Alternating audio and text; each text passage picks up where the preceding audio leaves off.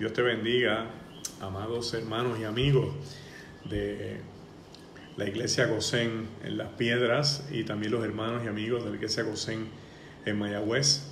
Un saludo y un abrazo de su hermano Magdiel Narváez y mi esposa Zaira, que juntamente estamos aquí en nuestro hogar, como todo puertorriqueño debe estar, obedeciendo la ley para cumplir con el aislamiento que tenemos que hacer para evitar lo que ya todos sabemos, el coronavirus. Pero eso no va a impedir que nosotros podamos transmitir para llevar una palabra de esperanza, una palabra de ánimo, una palabra de entusiasmo a todos los hermanos en la fe que están sintonizados a través de estos medios tecnológicos. Dios sabe todo lo que hace y siempre hemos de pensar en que Dios está 2 pasos, 3 pasos adelante de nosotros y antes que ocurran las cosas tiene siempre la salida para que la iglesia pueda seguir junta y proclamar las verdades de Cristo. Y entonces el Señor ya sabía que venía esto de camino y lo que hizo fue ayudarnos con la tecnología para que la iglesia siguiera proclamando. Créame que si no fuera de esta forma, Dios hubiera inventado otro proyecto, porque Dios siempre tiene las alternativas. Nosotros tenemos que tener fe y creer fielmente que el Señor siempre tiene alternativas. Y en esta noche me gustaría predicarles y hablarles como tipo estudio, conferencia, sobre este tiempo que estamos viviendo. Cuando ocurren fenómenos de esta naturaleza, como el que estamos pasando ahora mismo, este tipo de coronavirus, y cuando ocurren, por ejemplo, temblores, cuando ocurren huracanes desmedidos, como pasó con María, y otros fenómenos adicionales que han ocurrido en estos últimos 5 años de la humanidad, hay gente que tiende rápido a pensar en juicios. Esto es juicio, esto es Dios castigando, y yo no tengo ningún problema en que eso sea juicio de Dios, porque Dios es Dios y Dios somete a las naciones a su juicio. Pero quiero que empecemos a pensar en esto desde otra perspectiva, porque es más conveniente para nosotros como cristianos que la mera perspectiva de juicio de Dios. Nosotros vivimos en una época distinta a la de muchas otras generaciones de iglesias en el antepasado. Por ejemplo, nosotros estamos prácticamente en los tiempos apocalípticos, lo que hemos llamado y lo que han llamado muchos comentaristas y exégetas principios del fin o principios de dolores. Este tipo de esquema que está descrito en Mateo 24, en los sellos del libro de Apocalipsis, en las trompetas, en las copas y en otros elementos figurados de la Biblia, lo que nos dice de antemano es que ya estamos en la parte final del tiempo que el Señor le dio al mundo para conocerlo y arrepentirse. Porque una vez la iglesia se levanta en el aposento alto a proclamar el reino para que las almas se conviertan y el evangelio es esparcido por el mundo, el Señor lo que espera es que el mundo vaya conociendo de su verdad, que Él vino a la tierra por amor, a salvar a los seres humanos, a morir en una cruz y al tercer día resucitar para garantizarnos una vida eterna. Ese es el mensaje esencial de la iglesia. Fuera de ese mensaje, todo lo demás es secundario y tiene que estar amarrado a eso. La verdad es que Cristo viene. Decir otra cosa en este momento es hacerle perder el tiempo a la gente o entretenerlo. Cristo viene y está a la puerta. Entonces, todos los eventos que están ocurriendo o los analizamos como si fueran juicios de Dios o los vamos a mirar como señales previas a su regreso. Conforme a Mateo 24, son señales que vienen adjunto al final y antes de su regreso. En otras palabras, que este evento que estamos viviendo es una señal de que Cristo está cerca. ¿Por qué es una señal? Porque está afectando al mundo entero y está afectando a millones de seres humanos en toda la tierra que en este momento podrían empezar a considerar a Cristo como su Salvador, primero que cualquier otra cosa.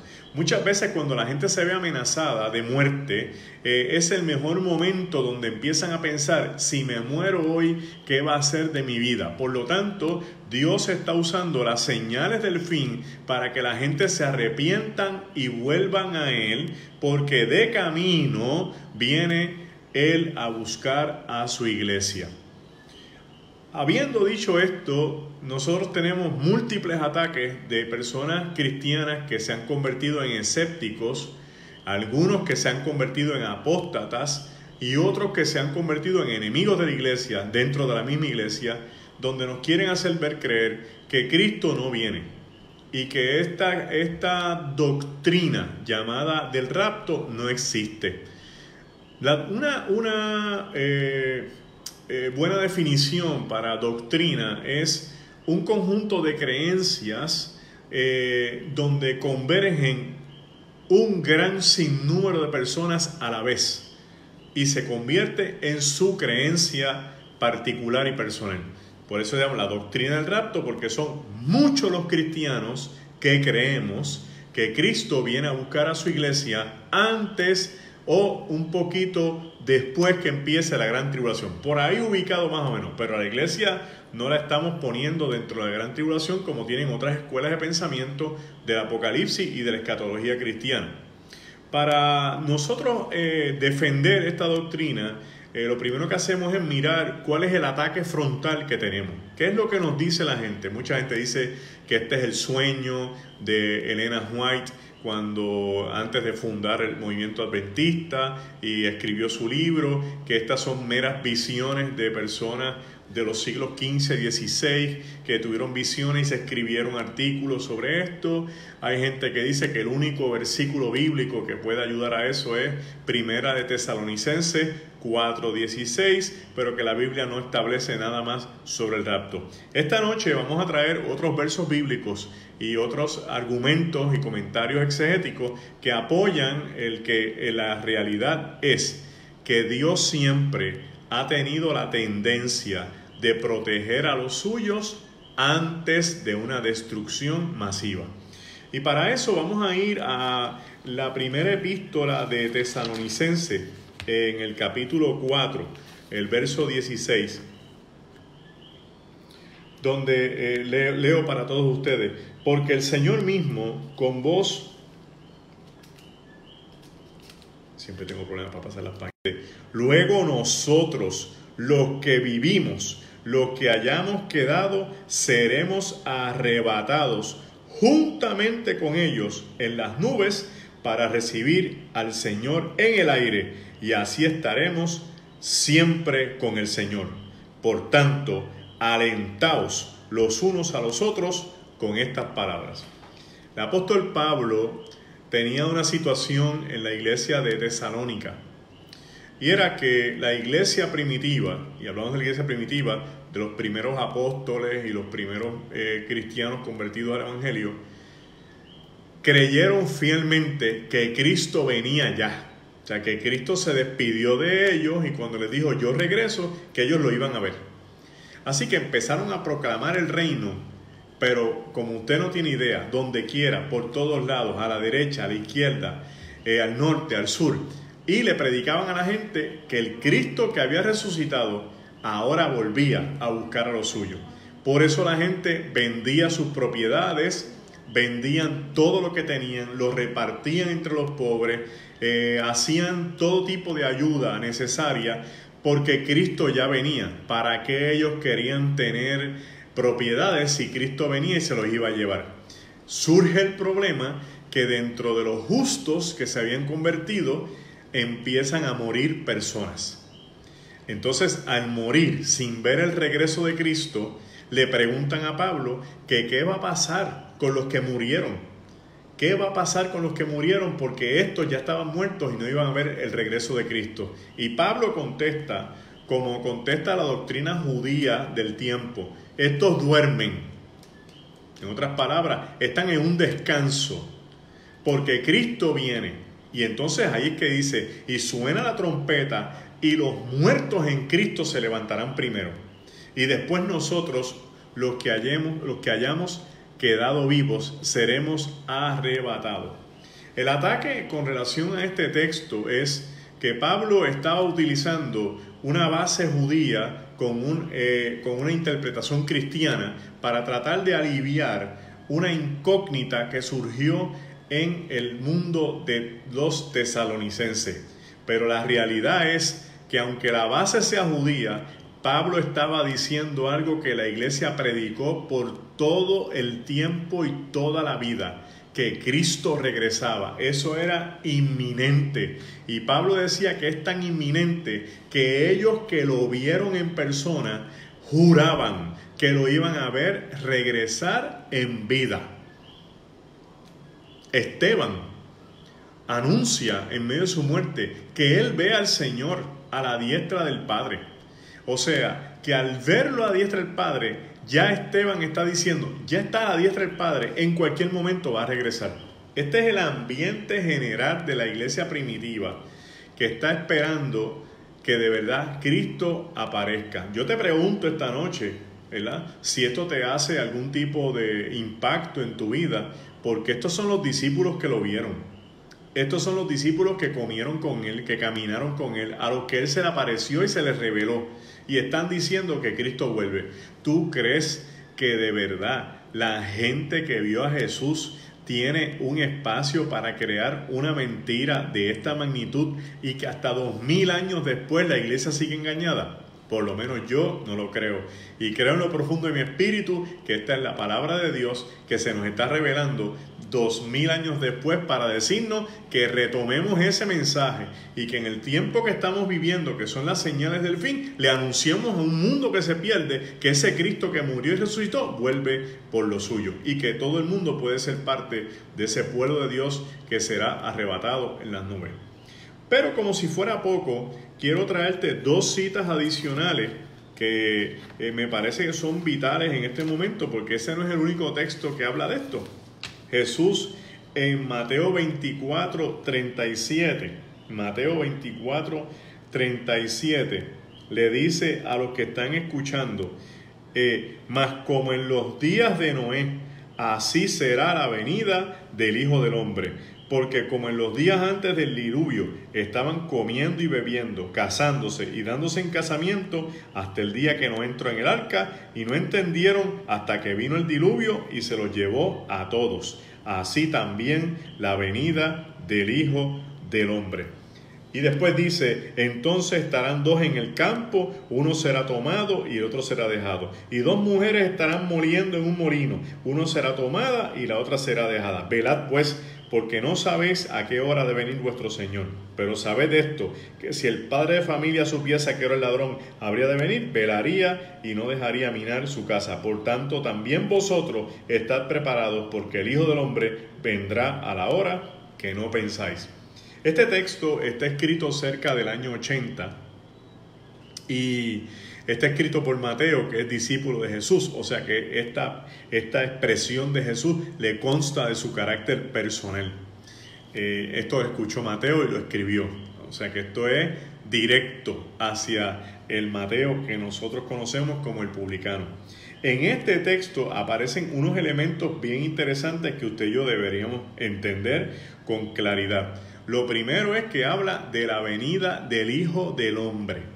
El Hijo del Hombre es la figura judía a la que Cristo absorbe para que se una en él, para que ese personaje se une en él, donde es quien tiene todo el poder para juzgar vivos y muertos.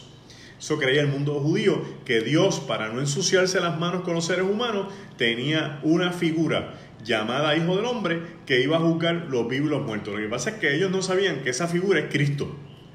porque Él es el que tiene el poder sobre los vivos y los muertos. Por eso es que Dios lo restaura y lo resucita entre los muertos para que tenga la gloria en el cielo, o sea, con todo el mundo espiritual, en la tierra, con todo el mundo terrenal, y debajo de la tierra, con todo el mundo infernal. Cristo es quien tiene todo el poder en las tres dimensiones donde el ser humano se pudiera manifestar o se pudiera revelar. Y ese Hijo del Hombre, Él está diciendo, cuando este Hijo del Hombre regrese, será como en los días de Noé. Entonces uno hace un ejercicio y se mueve desde donde está Mateo hasta los días de Noé, que es en el Génesis, y nos damos cuenta que Dios le dijo a Noé que construyera un arca y que tratara de hacerla lo más grande posible. Le dio las dimensiones, de hecho están en la Biblia, porque habría de caer un gran diluvio con el que se iba a acabar la humanidad. Dios no es que quiso literalmente, de forma egoísta, acabar con la humanidad, porque los seres humanos se pudieron haber arrepentido y se pudieron haber montado en el arca, pero el ser humano no quiso arrepentirse. Así que al final del día, el ser humano se compró su propio juicio, su propio fuete. ¿Por qué? Porque había un arca. Existió la forma de salvarse, pero ellos no quisieron creer hasta que no empezaban a haber diluvio.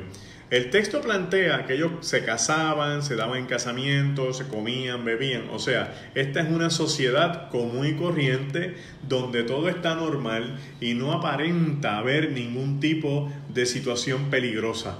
Pero de repente empieza un hombre entrado en años a construir un arca que le tomó construirla 120 años. Construyendo un arca en un monte, en un lugar donde no llovía, porque iba a llover y el mundo iba a ser destruido.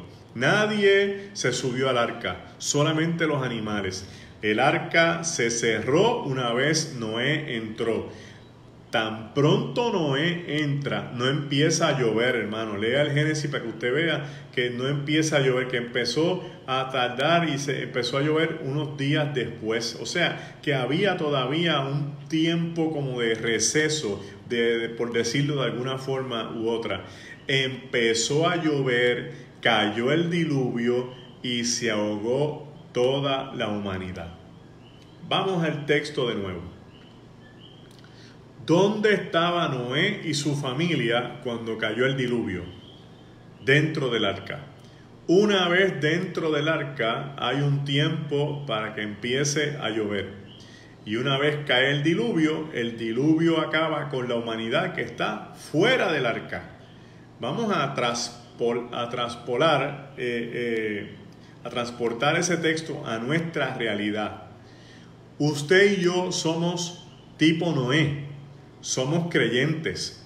Dios nos ha dicho que creamos en el arca de la salvación, que es Cristo. Un día Cristo nos va a decir que entremos en Él.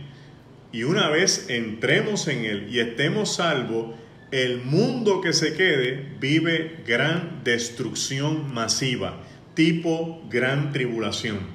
¿Qué nosotros podemos interpretar de este texto? Número 1, que Dios siempre salva a los suyos primero. Y número 2, que los que no son salvos en Él son camino a destrucción. Dios te asegura que primero te va a meter en el arca y después viene la destrucción. Por lo tanto, yo creo fielmente que cuando Cristo anuncia el modelo de Noé, nos está diciendo, mira, yo me los voy a llevar antes. Y la única forma de Cristo llevarnos antes es por medio de un rapto. Que el rapto sea el equivalente al arca de Noé. Pero todavía tenemos un texto adicional de 3 que te quiero presentar. En Lucas 17, del 26 al 30, Lucas añade a los días de Noé otros días adicionales y dice, asimismo, como sucedió en los días de Lot, comían, bebían, compraban, vendían, plantaban, edificaban. Mas el día en que Lot salió de Sodoma, llovió del cielo fuego y azufre y los destruyó a todos. Así será en que el día del hombre, el Hijo del Hombre, se manifieste. Aquel que esté en la azotea y sus bienes en su casa, no descienda a tomarlo. Y el que esté en el campo, no vuelva atrás. Acordaos de la mujer de Lot. Y el Señor nos vuelve a decir aquí, algo adicional. Ahora cambiamos de los días de Noé a los días de Lot. ¿Qué pasaba en los días de Lot? El nivel de inmoralidad había subido tan alto y tan alto que la presencia de Dios ya no aguantaba la injusticia. Antes de que Dios destruyera a Sodoma y a Gomorra, decide pasar por la campaña de Abraham, que es el tío de Lot. Y van 3 ángeles, 2 ángeles de destrucción y el ángel de Jehová, que es un prototipo de Jesús manifestándose en la tierra. No sabemos, ¿verdad?, a ciencia cierta cómo los judíos lo veían, pero ellos no conocen la figura del Hijo. Por lo tanto, no lo podían llamar el Hijo, ni llamarlo de ninguna otra forma. Así que le pusieron por nombre el ángel de Jehová, que no es un ángel cualquiera, porque los ángeles no tienen capacidad para bendecir, ni para cambiar nombre, ni cambiar destino. El ángel de Jehová es el único ángel que tiene capacidad para cambiar el nombre, cambiar el destino y cambiar la situación de salvación de una persona. Por lo tanto, entendemos que es Dios manifestado en una forma que nosotros desconocemos y que eventualmente se nos revela como Cristo. Cuando llegan a la casa de campaña de Abraham, empiezan a negociar, porque el ángel le anuncia a Abraham que van a destruir a Sodoma y a Gomorra. Abraham, preocupado porque su sobrino Lot vive allí, decide entrar en una negociación con Dios y le dice: si hay 50 justos, ¿tú destruirías la ciudad? Y ya sabemos el negocio, que no había un solo justo. Por lo tanto, Dios decide sacar a Lot de Sodoma y Gomorra. ¿Cómo lo hacen? Los ángeles llegan hasta las ciudades pecaminosas donde vivía Lot, su esposa y sus hijas, y estando allí, los seres, desde los más ancianos hasta los más jóvenes, toda la población quería a los ángeles para ellos. Querían acostarse con ellos. Dice que los deseaban. Dios hiere los ojos de los ángeles. Mire esto, los deja ciegos y en vez de arrepentirse, siguen tocando y buscando a ver si encuentran a aquellos hombres celestes.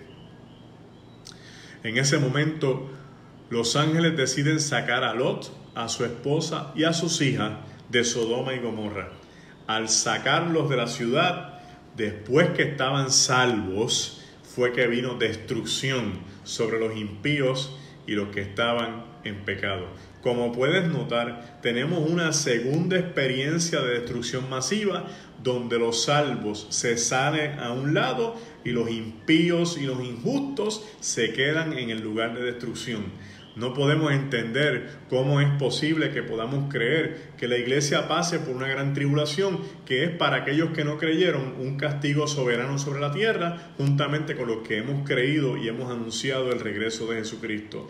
Creo fielmente que estos 2 textos nos están dando una clave bastante intensa sobre que Dios siempre va a poner su mano sobre los suyos, los va a proteger, y en momentos de destrucción masiva, como lo fue un diluvio, como lo es la destrucción de azufre en Sodoma y Gomorra, así también en la destrucción de una gran tribulación, Dios nos puede rescatar y llevarnos previamente. Hay gente que me ha dicho: pero ¿cómo es posible que Dios vaya a desaparecer la gente entre tantas cosas que está pasando, los que están guiando aviones, los que están conduciendo vehículos? Mira qué cosa más sencilla. Ahora mismo estamos todos en las casas. Si nos vamos con el Señor, hay gente que no se va a dar ni cuenta que nos fuimos, porque no hay gente guiando ni guiando aviones. Así que en algún momento Dios, en su plan perfecto, tiene la forma en cómo hacerlo. Hay otra gente que me dice: no, porque esto nunca se ha visto. Perdóneme, en la Biblia Dios se llevó a Enoc y se lo llevó vivo, porque era su amigo. En la Biblia Dios se llevó a Elías. O sea, Dios tiene experiencia llevándose gente.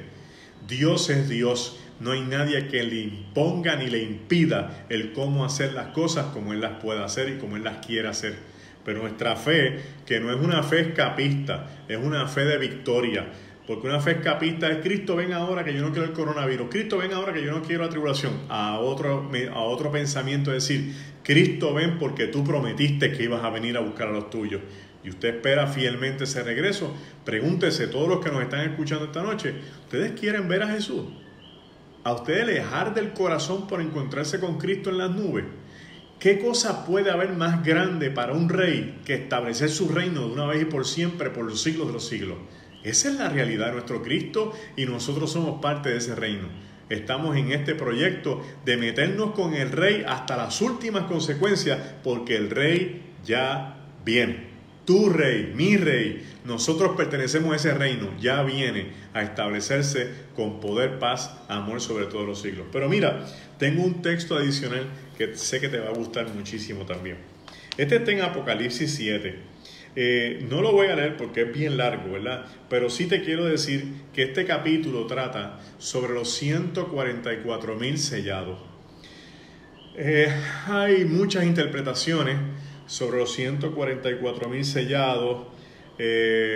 Los testigos de Jehová plantean que estos son ellos, pero ellos son más de 1 millón en el mundo, así que le están sobrando personas, porque aparentemente 144,000 son los únicos que se salvan. Hay otra gente que dice que estos números son figurados, pero ¿qué dice el texto? ¿Qué es lo importante? El texto dice que estos son 12,000 de cada tribu. Son 144,000 judíos de las tribus originales de Israel que vienen cantando y vitoreando de la gran tribulación, porque no se han sellado por la bestia, tienen el sello de Dios y mantuvieron sus vestiduras blancas. A ver cómo explicamos esto con un poquito de calma. Hoy día hay un afán por querer ser de alguna forma judío. No entiendo de dónde viene el afán, pero hay ese afán. Está bien que reconozcamos a Israel como pueblo de Dios. Está bien que entendamos que Dios tiene un pacto con los judíos, pero vamos a aceptar nuestra realidad. Usted y yo no somos judíos. Usted y yo somos gentiles que hemos creído en Jesucristo como nuestro Salvador. Pablo dice que Jesús de 2 pueblos hizo uno. ¿De qué 2 pueblos? Oiga bien, de los judíos que creyeron en Jesús como su Mesías, ahí están los discípulos, los apóstoles, y de los gentiles que creyeron en Jesús como su Salvador. Judíos que creyeron en Jesús, gentiles que creyeron en Cristo como Salvador. ¿Se formó qué pueblo? La iglesia. Esos somos tú y yo. Usted no necesita sangre judía para salvarse. Usted la única sangre que necesita es la sangre de Jesucristo, según la Biblia como la leemos. Él murió por nuestros pecados. Y por su gracia, usted y yo somos salvos. ¿Y por qué están estos 144,000? Porque al día de hoy, la nación que debería estar de rodillas dando gracias a Dios por Jesús es Israel. Y es la nación que lo está negando hasta las últimas consecuencias, que no quiere saber de él. Yo he estado 34 veces en Israel y no he visto una sola estatua a nombre de Jesús ni como profeta en todo el país. Porque si lo tuvieran hasta como profeta, creerían en sus profecías. Pero hasta en eso están debatiéndose. La mayoría de los judíos piensa que Jesús es como mucho un personaje histórico. Otros piensan que es un personaje mitológico, otros piensan que es un personaje inventado por la Iglesia Católica. Por lo tanto, Dios está buscando la forma de cómo revelársele a los judíos para que sepan que Jesús es su Hijo y que es el Salvador del mundo. Cuando venga el momento de la verdad, todos los que hemos creído en el Señor nos levantaremos de esta tierra y empezará posiblemente o continuará, cualquiera de los dos casos, la gran tribulación. Al final de la gran tribulación hay lo que se llama el Armagedón, la pelea de todas las naciones en contra de Israel. Y es fácil analizar por qué. Porque el mundo va camino a un nuevo orden mundial. donde todas las naciones se van a querer unir. Esperan que esto se dé o antes del 2030. Pero Israel no va a ser la nación que quiera unirse a ellos. ¿Por qué? Porque Israel es autosuficiente, independiente en términos políticos, sociales, económicos, religiosos. Israel tiene el mejor sistema de agua potable en el mundo, el mejor sistema de agricultura, son terceros en exportación agrícola, tienen su mejor sistema de servicios médicos, sus mejores universidades. De todos los premios Nobel del mundo, los israelitas tienen más del 75% de los premios. O sea, esta gente está en otra liga y no van a querer unirse a este nuevo orden mundial. Esa sería una razón poderosa por la cual los países del mundo quieran pelear con Israel en el Armagedón. Entonces, ¿qué dice la palabra sobre el Armagedón? Que vendrá sobre las nubes, montado en un caballo blanco, y en su muslo tiene escrito el verbo de Dios, y en otro dice que Él es Rey de Reyes, Señor de Señores, y todo ojo le verá. Pero no es todo ojo en el mundo, todo ojo que esté en el combate en ese momento. Y ese día Jesús liberará a Israel de sus enemigos, y el pueblo judío verá que aquel que crucificaron hace unos siglos atrás es el Hijo de Dios, que viene a salvarlos con mano poderosa. Esa es la segunda venida de Cristo. Y cuando ocurre esa segunda venida, ¿dónde está la iglesia? El capítulo antes dice que la iglesia está celebrando las bodas del Cordero. ¿Y por qué está celebrando las bodas del Cordero? Porque la iglesia no va a ver el Armagedón. Ya la iglesia fue arrebatada juntamente con los que creyeron en Cristo al reino de los cielos. Por eso es que cuando vengan los 144,000 sellados, la iglesia no está. Si no estuviéramos liquidados, tendríamos que ser judíos para poder estar dentro de los 144,000 y gozar de la bendición de ser judío de una tribu original de Israel. Pero a usted no le hace falta eso, porque usted tiene la salvación por la gracia de Dios. Espero que te haya gozado en el Señor, porque estos son temas que no los hablamos mucho, pero gracias al coronavirus los vamos a empezar a hablar. La iglesia tiene que retomar el mensaje del rapto y de la segunda venida de Cristo. No se crea que a usted y a mí nos queda mucho tiempo en esta tierra. Siéntase gozoso, honrado, bendecido, porque usted y yo vamos a ver lo más grande que anunció la iglesia por años: el regreso de Cristo a buscar a los suyos. No hay forma de predicar esto si usted no lo cree. Yo le voy a decir más: no hay forma de predicar esto si usted no lo vive. Usted tiene que vivir esto y vivir la esperanza de vida eterna, porque si no, ¿para qué estamos predicando? Seríamos una religión más. Lo que nos hace diferente es esa esperanza de ese regreso inminente de Jesucristo a nuestra vida, para ir a vivir con Él donde Él quiera, donde Él haya preparado las mansiones celestiales en la casa de su Padre. No importa dónde esto sea, hermano, el Señor nos tiene una promesa de vida y Dios siempre cumple lo que ha dicho. Una de las preocupaciones más grandes que arde en nuestro corazón es que se esté perdiendo la oportunidad de proclamar este mensaje. Que muchas almas cercanas a nosotros ni siquiera sepan de lo que estamos hablando. Que Cristo ya esté a las puertas para venir a buscar a los suyos y todavía nosotros estemos predicando, perdiendo el tiempo, haciéndole perder el tiempo a otra gente y pensando en cosas que no son las realidades.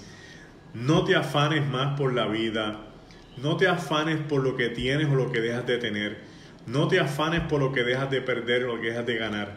Piensa que en este momento todos nuestros esfuerzos deben estar dirigidos hacia dos cosas. La primera, un gran avivamiento. Que seamos llenos del poder del Espíritu Santo para salir de nuestras casas a sanar, a restaurar, a resucitar muertos, a hacer la diferencia en la vida de otros, para que la gente crea que el poder de Dios todavía está en la tierra. Dos, con ese movimiento del Espíritu Santo, anunciarle a la gente que Cristo viene pronto, que se arrepientan de su maldad, que se arrepientan de sus pecados, que sanen su tierra y su familia y que vuelvan a los pies del Señor. Yo te invito esta noche a que consideres con lo profundo de tu corazón retomar el llamado que Dios te ha hecho. Retomar la voz de Cristo en tu corazón. Mira, hermano, lo que arde en tu corazón. A que le des gracias a Dios por este tiempo que nos está devolviendo a las Escrituras, que nos está devolviendo a la base. A que levantemos las voces como trompetas y seamos proclamadores del reino del Señor y su justicia, de su rapto y de su regreso. Que te digan loco, que no te crean, que se burlen de ti. Nada de eso va a impedir lo que el Señor va a hacer. Porque no hay más fuerza que la palabra del Señor y su Espíritu. Me gustaría que oráramos al Señor en esta hora y que nos encomendáramos a Él como iglesia, como familia, como individuos. Iglesia Gosén de las Piedras, Iglesia Gosén de Mayagüez, el tiempo se acerca. Jesús está a la puerta. Él va a entrar y va a cenar con nosotros. Y aquel que le reciba, Él le dará entrada al reino de los cielos. No perdamos más nuestro tiempo. Salgamos a buscar las almas. No nos comamos más las bendiciones nuestras. Vamos a compartirlas. No hagamos más cultos para nosotros santificarnos tanto. Que los santifique el Espíritu y que nos santifique haciendo la obra, buscando a los demás. Porque si hay algo grande en el reino, es que las almas vengan a los pies de Jesús. Más que lo que el Señor puede hacer en aquellos que ya somos salvos. Te invito a orar en esta noche, no sin antes darte las gracias a los pastores, a Ramonita, Caelo, Gloria, Mili, por esta gran oportunidad que nos dan de llegar a sus casas en un tiempo donde no hay forma de llevar la palabra sino a través de estos medios. También le quiero dar las gracias a mis suegros, a Nidia y a Rafi, por ser el eslabón con la iglesia y que nos permite este alcance para llegar a todos ustedes. Y a Zaira, que está detrás de todo este andamio tecnológico para que yo pueda llegar hasta sus casas. Señor, te damos gracias, gloria y honra, porque tú eres bueno y para siempre es tu misericordia. En esta noche te pedimos una unción especial para estas iglesias que están conectadas a través de nuestros medios. Te pedimos que donde esté tu Espíritu Santo llegue con una unción especial en esta noche. Que los revuelque y que los toque, Señor. Que les revuelque el alma, que les llene el Espíritu de tu presencia. Rompe toda cadena y todo yugo. Quítanos las vendas que no nos dejan ver lo que tú quieres que seamos en tu nombre. Y sobre todas las cosas, Señor, los enfermos que nos están escuchando, que se queden sanos en el nombre de Jesús, porque dice tu palabra que por tus llagas fuimos sanados. Y nosotros creemos que tu sangre poderosa nos libra de todo mal y de todo aquello que nos pueda perseguir y estar en contra de nosotros por hacer tu voluntad. Hoy las casas quedan libres, los aires quedan despejados, no hay potestad, no hay principado, no hay demonio, no hay saeta que pueda contra la iglesia, porque tú prometiste que las puertas del infierno no prevalecerán en contra de nosotros. Y nosotros, nuestros pies están sobre el mundo del infierno, totalmente pisoteados y vencidos por ti en la cruz del Calvario y luego resucitados de muertos. Gracias por esta oportunidad. Señor, que tu Espíritu nos inquiete a buscar las almas, que tu Espíritu nos inquiete a proclamar tu regreso, que tu Espíritu nos inquiete y que no nos deje dormir, porque tú vienes pronto a buscar tu iglesia. Mientras tanto, que nuestros cuerpos y nuestras mentes descansen para poder encontrar paz y refugio en ti.